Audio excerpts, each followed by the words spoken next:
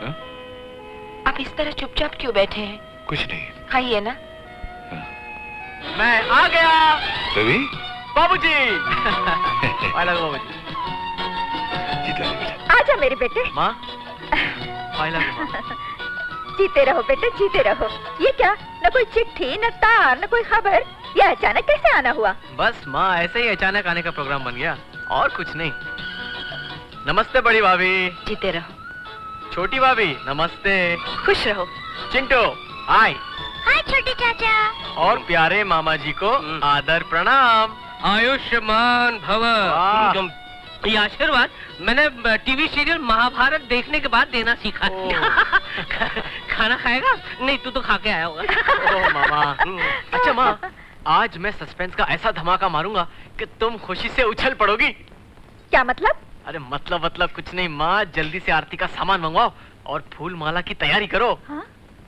अरे रवि, क्या लाया है, जल्दी बोलना। माँ, मैं इस घर की यानी आपकी छोटी बहू लाया हूँ। मामा, तू छोटी बहू लाया मेरे लिए?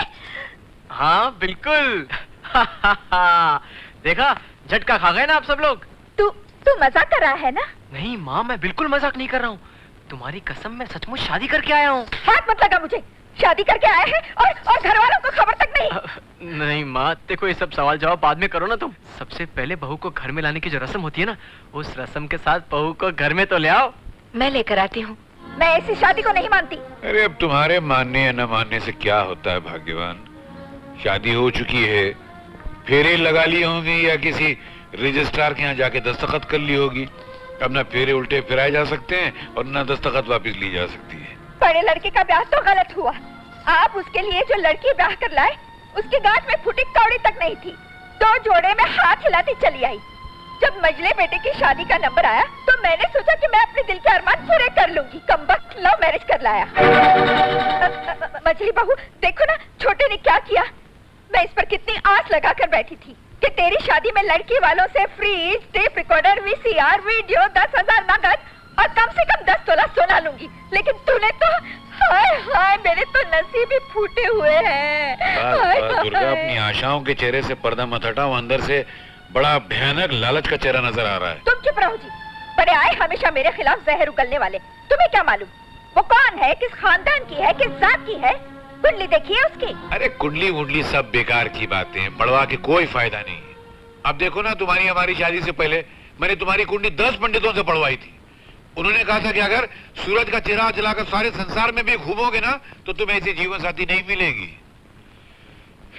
कितना झूठ बोला था उन पंडितों। देखो जी, मुझे दिखाई नहीं देता है। बस बस माँ, बाबूजी मजाक कर रहे हैं। आज के दिन तो झगड़ा मत करो तुम। और हाँ मामा जी, आप कब आए? और आपकी गाड़ी इस घर के प्लेटफॉर्म पे और कितने दिन रुकने वाली है? ये बात भी किसी पंडित से पूछनी पड़ेगी। मतलब? हालात से तो लगता है इस गाड़ी का ब्रेकडाउन हो गया है। अब बरसों तक इस घर के प्लेटफॉर्म पे खड़ी रहेगी। सुन लिया? अब मैं गांव वापस नहीं जाऊंगा। क्या? मियां, ऊपर जब शर्म बढ़ रही थी तो आप कहाँ खड़े थे? जब मैं सो रहा था। रुको रुको, मैं तुम्हारी आरती उतारती हूँ। छोटी आरती उतारेगी? हाँ?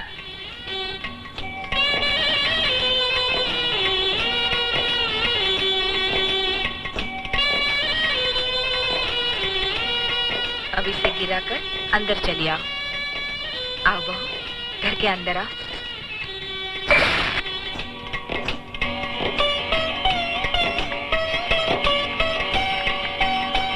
माँ जी, देखिए तो रवि कितनी सुंदर बहू लाया है। तुम ही देखती रहो, मुझे नहीं देखना। बुरा मत मानना राधा, मेरी माँ तुम्हारी मामे की बिल्कुल डुप्लीकेट है। तू क्या बोल रहा है? कुछ नहीं माँ, मैं तो तुम्हारी तारीफ कर रहा था। ये कह रहा था कि तुम बिल्कुल इसकी मामे की जैसी हो। मेरा मतलब है वो जितनी शांत, सरल, नरम और मीठे स्वभाव की देवी है कि क्या बताऊं। देखा, इतना छोटा होकर इसने शादी भी कर ली। मुझे देख, मैं तेरा मामा हूँ, आज तक कुंवारा बैठा हूँ। लगता है मेरे जीवन के खाते से बाय मिस्टेक वो शादी का पन्ना कहीं फटकर उड़ गया है। बहू, तुम सफर से थक गई होगी, चलो आराम कर लो। आओ। अच्छा माँ, मैं वापस जा रहा हूँ, वापस जा रहा है? क्या हाँ। मतलब? ओ माँ, अगर आज मैं ड्यूटी पे वापस नहीं गया तो नौकरी जाएगी, साथ साथ 900 रुपए भी जाएंगे जो मैं तुम्हें हर महीने के भेजता हूँ। हाँ। है ना? हाँ। इसलिए मैं अभी जाता हूँ और अंदर जाके उनसे भी कह देता हूँ। उनसे कह देता हूँ। सुना तुमने? आजकल के लड़के जोरू के गुलाम है, जोरू के गुलाम। अच्छा भाभी, मैं चलता हूँ। चलता हूँ मतलब?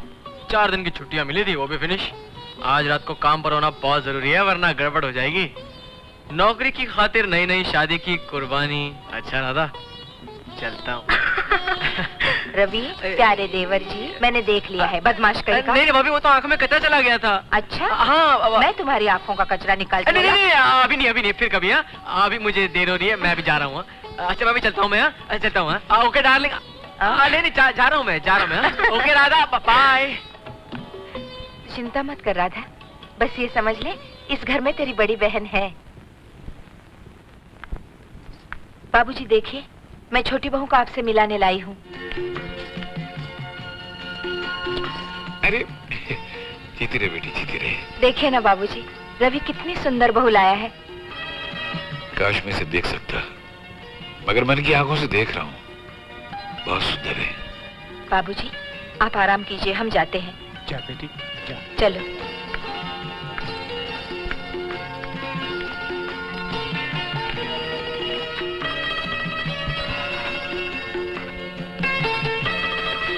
छोटी बहू, छोटी बहू, बड़ी बहू, तू यहाँ बैठकर इसके साथ गप्पे मार रही है। घर का सारा कामकाज कौन करेगा?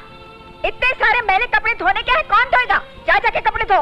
मैं जाती हूँ माँ जी, तुम बैठो राधा, मैं घर का काम करके आती हूँ। चलो दीदी, मैं भी तुम्हारे साथ काम करूंगी। अरे नहीं। ओह, क्या प्यार उमड़ रहा है एक दूसरे पर। जाओ तुम जाके बर्तन धो। प्यार करने के लिए हम लोग है ना यहाँ। जाओ। जाती हूँ। मायके से तेरे माँ बाप ने तुझे क्या क्या देकर भेजा है?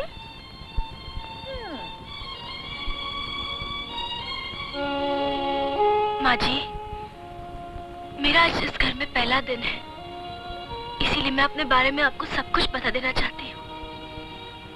मेरे भाई में माँ बाप कोई नहीं है। बचपन में ही मेरे माँ बाप गुजर गए। पैदा होते ही अपने माँ बाप को खा गई। क्या शुभ चरणों वाली बहू आई है मेरे घर। माँ जी, मैं तो ये समझकर यहाँ आई थी कि बचपन में जो माता पिता का प्यार मुझसे छिन गया था, वो ममता, वो प्रेम मुझे आपके चरणों में मिलेगा। वाह वाह वाह, क्या रस भरी मीठी मीठी बातें करती है माँ। अरे मैं भी तो चेहरा देखूं छोटी भाभी का। नाप नाप। अरे मोहिनी, तुझे किसने खबर दी? तू तो अपनी सहेली की शादी में जा रही थी ना? हाँ माँ, मैं जाने की तैयारी ही कर रही थी कि रवि आया और उसने बताया। वैसे शक्ल सूरत तो बुरी नहीं है। शक्ल को डाल चूल्हे में। पहले ये बता कि ये सोने का है या नकली है? माँ जी, ये मेरे स्वर्गवासी माँ के गहने हैं। मरते समय उन्होंने ये गहने मेरे मामा जी के हवाले किए थे, ये कह के कि जब मेरी शादी हो तो ये गहने मुझे पहना दे। बस यही गहने देकर मरी थी तेरी माँ? नहीं माँ जी, और भी गहने हैं उस सूटकेस में। मोहिनी, जरा देख तो। हाँ माँ। छी छी छी छी, क्या घटिया साड़ी है। ये भी सूती की साड़ी है। इससे तो अच्छे कपड़े हमारी नौकरानी पहनती है। ये अच्छी है ना? ये साड़ी मैं अपनी सहेली की शादी में पहनकर जाऊं? हाँ हाँ पहन ले, इसमें किसी को पूछने की क्या जरूरत है। सुनो, मैं ये साड़ी ले जा रही हूँ और मेरे आने तक ये सूटकेस को हिलाना मत। आकर मैं एक एक चीज को गौर से देखूंगी। अच्छा माँ, मैं चलती हूँ। छोटी बहू, सुना नहीं तूने उसने क्या कहा? ये साड़ी पहनकर वो अपनी सहेली की शादी में जा रही है। सहेली की शादी में जाना है तो वो अपनी कीमती साड़ी पहनकर जाए। एक भिखारन की साड़ी पहनेगी तो शर्म नहीं आएगी इसे? घर में आए हुए एक घंटा नहीं हुआ, देखा इसकी जुबान कैंची की तरह चल रही है। मैं कहती हूँ दे दे साड़ी। नहीं, जिस घर में नौकरानी भी इससे अच्छी साड़ी पहनती हो, ये इस घटिया साड़ी को पहनने का शौक दिखा रही है। और माँ जी, क्या आपने अपनी बेटी को विदा करते समय एक भी कीमती साड़ी नहीं दी थी जो वो अपनी सहेली की शादी में पहन सके? अरे आप तो बिल्कुल मेरे मामा की तरह गरीब निकली। क्या कह रही हो मेरी माँ को? क्यों? तुम्हारी माँ को मैंने कुछ कहा तो तुम्हारे दिल में आग लग गई। अरे थोड़ी देर पहले तुम लोगों ने मेरी माँ को पता नहीं क्या क्या कहा। सोचो मेरे दिल पर क्या गुजरी होगी। तुम्हारी नजरों में मेरी माँ एक भिखारन है, तो मेरी नजरों में भी तुम्हारी माँ नहीं, चुप हो जा राधा। इन लोगों ने मेरे माँ बाप को बुरा भला कहा, गालियाँ दी उन्हें। ये सब सुनकर मैं चुप हो जाऊं? मैं चुप नहीं रह सकती। भगवान के लिए चुप हो जा छोटी बहू। तो तुमने इसके कान भरे हैं और इसके मन में हमारे खिलाफ जहर तुमने घोला है। इसीलिए 10 मिनट में 10 गज लंबी जबान निकालकर हम लोगों से लड़ना शुरू कर दिया। बेगुनाह बड़ी भाभी को क्यों दोष दे रही है? इसलिए कि वो आपके इल्जाम और गालियां सुनकर चुप हो जाती है? ये चुप हो जाती होंगी, लेकिन मैं चुप नहीं रह सकती। मैं जबरदस्ती जुल्म और गालियां सुनने की आदी नहीं हूँ। छोटी बहू, ये साड़ी मोहिनी को दे दो। नहीं दीदी, ये साड़ी मेरे गरीब मामा ने अपनी मेहनत की कमाई से खरीदी हुई है। देते समय उन्होंने कहा कि बेटी, अपने ससुराल में जिसे अपनी माँ समझना, उन्हें प्रणाम करके उनके चरणों में ये साड़ी रख देना। तो पहले क्यों नहीं बताया कि तुम्हारे पिता समान मामा जी ने ये साड़ी मुझे भेंट दी है? बेकार साड़ी के लिए झगड़ा हो रहा था। बेटी ला, वो साड़ी मुझे दे दे। जी नहीं, ये साड़ी आपके लिए नहीं है। हाँ?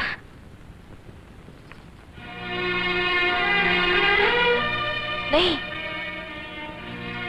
ये क्या किया राधा तुमने? माँ जी के रहते हुए ये साड़ी तुमने मुझे दे दी? माँ का प्यार कभी पाया ही नहीं मैंने। बस एक ही आस लगाई रहती थी, जब कभी ससुराल जाऊंगी तो सास की गोद में सर रखकर खूब रोऊंगी। उनसे माँ का खोया हुआ प्यार फिर से पालूंगी। लेकिन इन्होंने माँ नाम के शब्द का इतना अपमान किया है कि जो तस्वीर मैं अपनी माँ की बनाकर आई थी, इन्होंने तानों के पत्थर मार मार कर उनके टुकड़े कर दिए। अरे इन्हें तो माँ कहना भी ममता की तौहीन होगी। सुन लिया? ये 2 कौड़ी की लड़की कैसे बड़ी बड़ी बातें कर रही है। ठहर जा, मैं अपनी सहेली की शादी से आती हूँ, फिर मजा चखाऊंगी। जाने से पहले तुमने जितनी भी चीजें उठाकर बाहर फेंकी है, उन्हें पैक करके रख दो। क्या मैं रखूंगी? हाँ हाँ, तुम करोगी। तुम बड़े घर की बहू हो। तुम्हारे घर में बहुत से नौकर चाकर होंगे जो तुम्हारा सारा काम कर देते होंगे, लेकिन तुम्हारी माँ के यहाँ कोई नौकर चाकर नहीं है, इसलिए ये काम तुम्हें करना पड़ेगा। चलो उठाओ ये सब कपड़े। रहने दो ना छोटी बहू, मैं नहीं दीदी, तुम कुछ नहीं करोगी और ना ही मेरे बीच आओगी। सुनो, अगर तुम अपनी सहेली की शादी में सही सलामत जाना चाहती हो तो ये कपड़े उठाकर तुम सूटकेस में खुद रखोगी। अरे बाप रे बाप, ये क्या आफत की पुड़िया उठा लाया है रवि। मैं अभी जाके उनसे बताती हूँ ये क्या मुसीबत आ गई है हमारे घर में। माँ, तुम कहाँ जा रही हो? शोभा भाभी। हाँ, ये कपड़े तुम सूटकेस में अभी रखोगी। चलो।